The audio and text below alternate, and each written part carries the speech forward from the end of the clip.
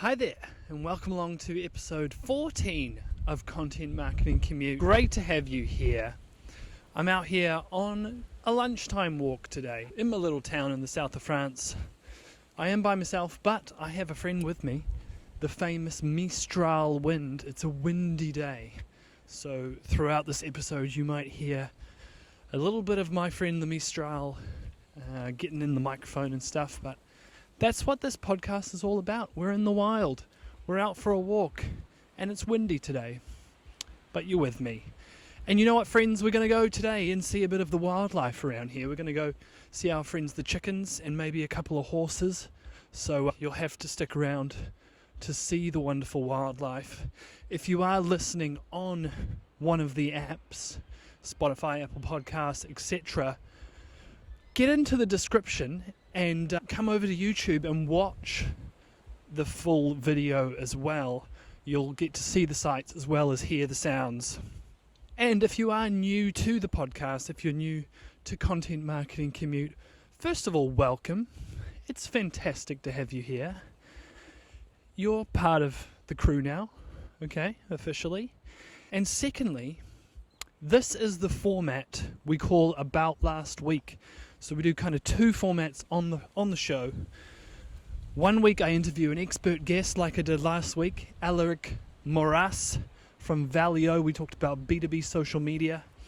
And then this week, the week after the interviews, what I do is an episode called ALW, About Last Week, where I dive into one specific topic from that interview and just talk about it myself. Take a moment to talk about it myself, because often those interviews just have so much incredible value in them that there's so many little nuggets that we can pull out and talk about a little bit more. So that's what we're doing today. Welcome to the countryside. Great to have you here with us.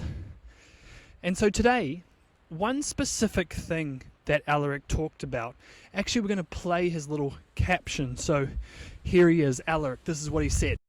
I think what really matters is once I joined, I said, look, we're not going to spread ourselves thin. It doesn't make sense. It's very important for us to concentrate on what we're good at. There's just one of me. Yeah. We're a small team, but let's get what we're doing right. So let's not jump into or try to focus on all social media platforms.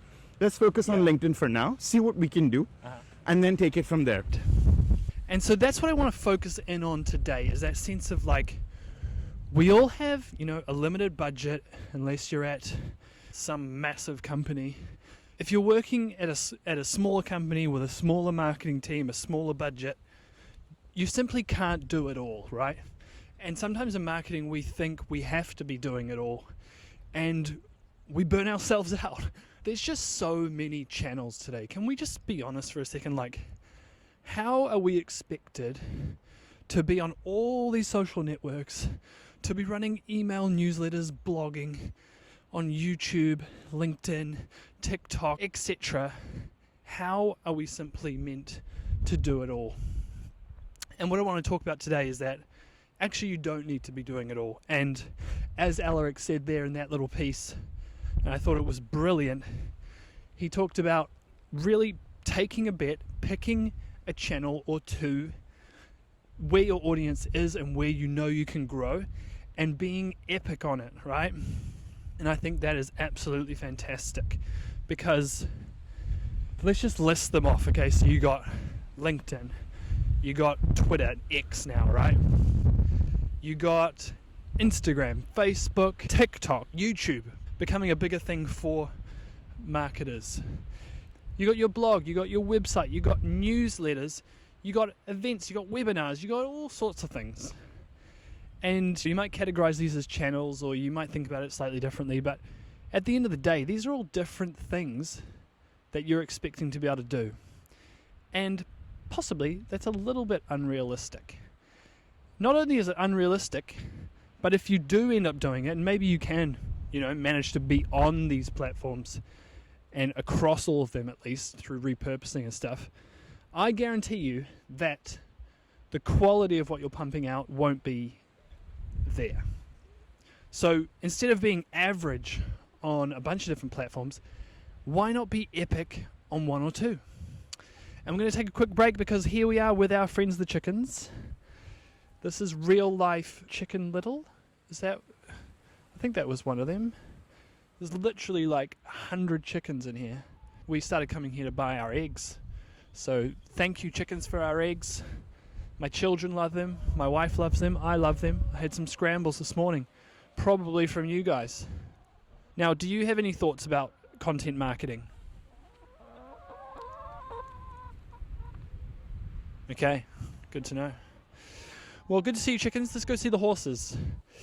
So, where was I? Instead of being average on a bunch of platforms, why not be epic on one or two? And talking to Alaric about the way they do it at Valeo, they've really taken a bet on LinkedIn. They went all in on LinkedIn. They decided not to go on to other platforms or other social networks. And they've treated LinkedIn as a publishing platform, not a promotional platform. I think this goes together with that. There's a sense of like, they're not just using it to try to pump out links and get people to their website, but they're actually treating it as a publishing platform, a place where they're growing an audience themselves. That car was going fast. We're going to go down here and see the horses.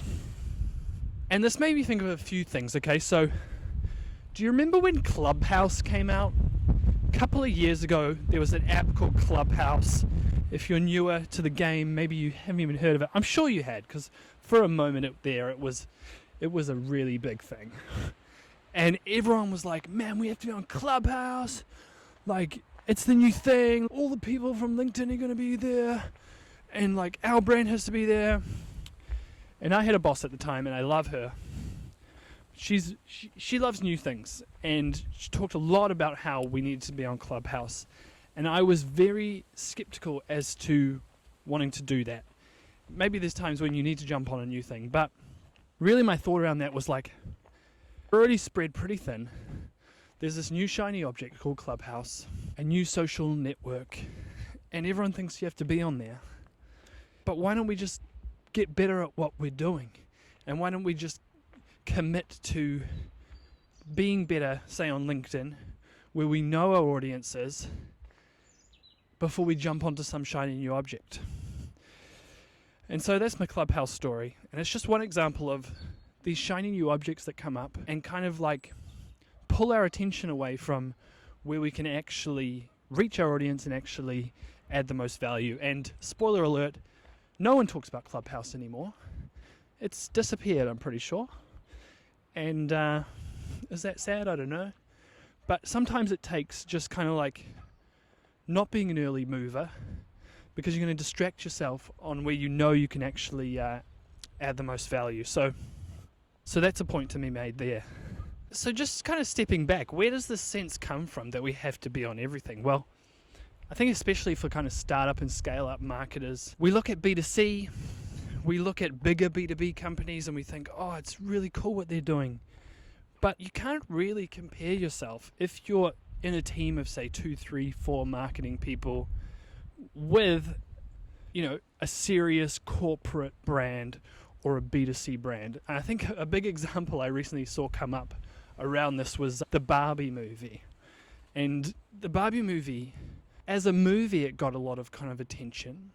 But also the marketing team behind the Barbie movie. I was on LinkedIn and just seeing so many people posting things like, what we can learn from the Barbie marketing team. And it's like, sure, pull some inspiration from that kind of thing, but realize the budget they had was astronomical. And also, it's a B2C example. The creativity, sure, that's inspiring, but you don't have a $30 million marketing budget. You can't splash the cash on, all sorts of different things and do all these incredible things. You can do some great things, but you're limited. You're more limited. And you maybe have 2 or 3 people in marketing. So let's just get realistic about what you can do and what you can do really, really well. I think too many B2B companies kind of like fall into this trap of feeling like they need to be everywhere, and then they're a bit average everywhere rather than really great on one or two networks or platforms.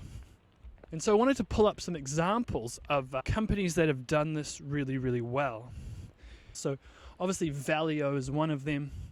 Valeo, we talked to Alaric last week, and they're an automotive parts company, believe it or not, a B2B automotive parts company that are absolutely crushing it on LinkedIn. They have 1 million followers on their company page. Yes, 1 million. And they've just really said, okay, LinkedIn is our place. We're not on all these other places, and we're going to do it super well. And I love that.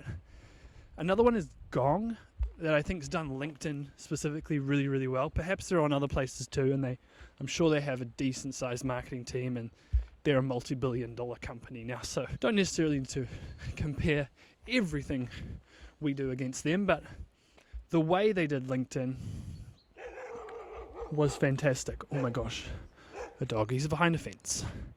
The way they did LinkedIn was super awesome and differentiated. Really on platform, a lot of just text-based posts, no links. I thought that was really cool. They've really figured out that, that's where the audience is, and they have a differentiated strategy on LinkedIn. And then think of podcasts. So back in, say, the early days of Drift, and I'm a serious fanboy of Dave Gerhardt, as many of us are, and really doubling down on podcast and seeing that as a channel that they wanted to really be focused on. And you can look at that and go to Exit 5 and hear all about his journey with podcasts. He really loves podcasts, and I do too now. But these are just companies of examples of companies that have really selected a channel and said, okay, we're not going to be Xing or tweeting every single day. We're not going to be TikToking or, writing 1,000 blog articles every week. But we are going to do LinkedIn super well. We are going to do podcasting super well, because that's where our audience is. And to finish, I think that is the key. It's like pick one or two channels, but crucially pick one or two where your audience is. Okay, there's no point picking one or two where they're not. So take that time to really understand where your audience is. Is PR the right channel? Are they reading specific news sites and different things like that you could be focused on? Perhaps take the time to do that research, talk to them, understand where they are, and then commit to one or two channels and do it epically well. That takes understanding the channel, knowing its ins and outs, knowing how to be good on it, knowing what other people are doing, and then just committing to it and being consistent. And that's what it's all about. And we've arrived here at our friends, the horses. There's one of our buddies. We're going to see what he thinks about all of this and what channel maybe he's chosen in his marketing. What channel have you chosen, mate? He doesn't want to answer the question. He says no comment. But he is very beautiful. Hey, buddy. I'm nervous to get too close to you, though. You're a good-looking horse. Well, anyway, from me and my horse here, we'll call him Fido. From me and Fido, that was all we had time for today. Really just focused on a simple thought. Pick one or two channels where your audience is and be epic on them. Know the channel, commit to it, and don't get distracted. Any final thoughts, Fido? No. Okay, guys. Well, that was it. Episode 14 of Content Marketing Commute. Thanks so much for joining me. Do subscribe. Do tell a friend about the podcast. And we'll see you again next week. Bye-bye.